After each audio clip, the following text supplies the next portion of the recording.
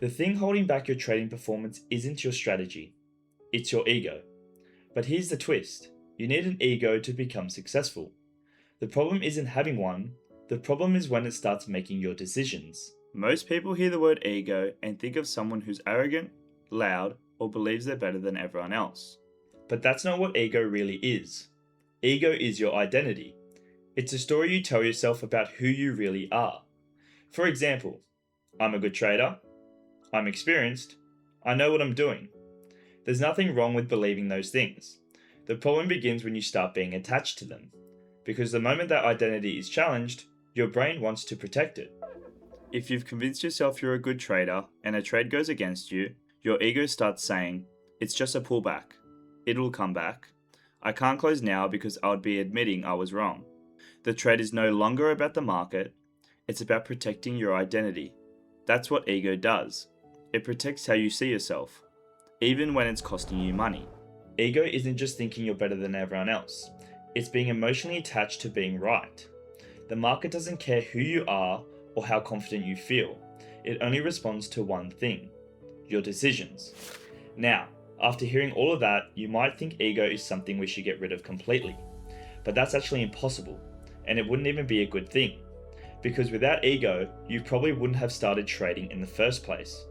Every successful person has an ego. Cristiano Ronaldo, Novak Djokovic, Usain Bolt, and LeBron James, just to name a few. The problem isn't having one, it's letting it control your decisions. Think about why you started trading. You believe that you could become consistently profitable and learn a difficult skill. That belief comes from your ego. Without it, you wouldn't have never opened your first chart or pushed through the months of learning that trading demands. A healthy ego gives you ambition. It gives you confidence to take action and resilience to keep improving after failure. But here's where people get confused. They mistake confidence for ego. Confidence is earned through experience, discipline, and following your process. Confidence says, "I've proven I can execute my system." Ego says, "I already know what I'm doing." Confidence stays curious, ego needs to be right. The goal isn't to eliminate your ego, it's to keep it working for you, not against you. Because the moment you think you've mastered the market has a way of humbling you. So we've established that ego is something we need. But there's a fine line between healthy confidence and unhealthy ego. And once you cross that line, that's when your trading starts to suffer. So what happens when your ego becomes too big? It changes your objective. Instead of trying to make the best trading decision, you're trying to protect your identity. A trading plan is designed to remove emotion. It defines your entry, stop loss, target, and risk while you're thinking clearly. But once your ego takes over, your plan stops being the priority. A disciplined trader asks, "Does this trade fit my plan?" An ego-driven trader asks, "How can I make this trade work?" That shift changes everything. When a trade goes against you, your ego convinces you to move your stop loss or hold on longer. Not because your analysis changed, but because you can't accept being wrong. It works the other way too. After a few winning trades, ego turns confidence into overconfidence. You increase your risk, ignore your rules, and start believing you can't lose. Then comes revenge trading. Instead of waiting for your next quality setup, you force trades because you want to win your money back. At that point, you're no longer trading the market, you're just trading your emotions. Ego also stops you from improving. The moment you think you know enough, you stop reviewing your trades, stop learning from mistakes, and therefore stop growing. The best traders aren't the ones who are always right. They're the ones who are willing to admit when they're wrong, learn from it, and keep following their process. Because the market doesn't reward confidence, it rewards good decisions. And if your decisions are being driven by your ego, your results will eventually reflect it.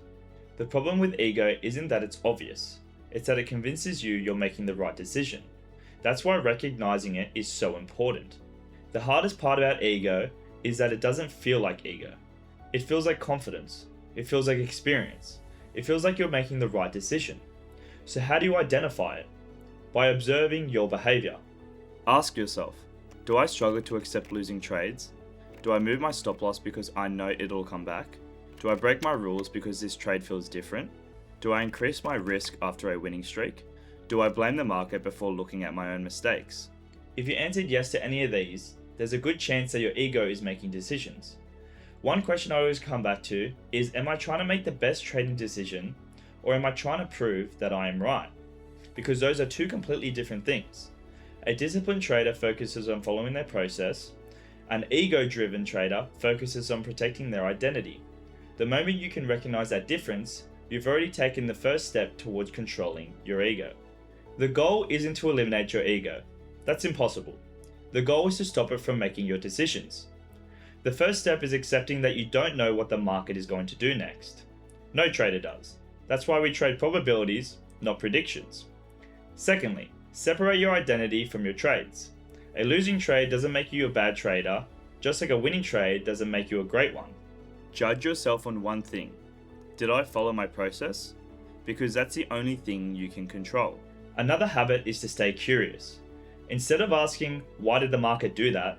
Ask, what can I learn from that? The moment you stop defending your mistakes is the moment you start improving. Finally, remember that consistency comes from humility. The best traders aren't the ones who know everything. They're the ones who are always willing to learn. Because the market rewards discipline, not ego. At the end of the day, ego isn't your enemy.